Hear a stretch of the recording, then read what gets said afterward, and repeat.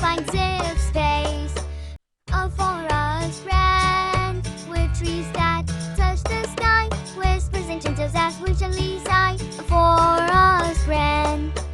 In this haven of green, where silence thrives, each leaf and branch and narrative survives. In this haven of green, majestic oaks stand tall, their roots entrenched, guardians of a world where beauty is entrenched.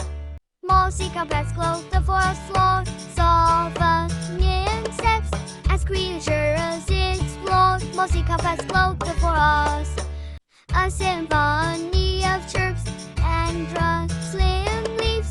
Nature's chorus, noted weaves. Through the dappled sunlight, beams cascade, painting portraits where secrets are laid. Through the dappled sunlight, canopies entwined, forming a sanctuary where shadows dance in timeless revelry. Canopies entwined, the scent of pine and it fills the air, a fragrant perfume beyond compare. The scent of pine and it fills the air, a labyrinth of paths, a maze untamed, where wanderers find solace unnamed. A labyrinth of paths. In this enchanting realm, life intertwines, a delicate balance where harmony shines.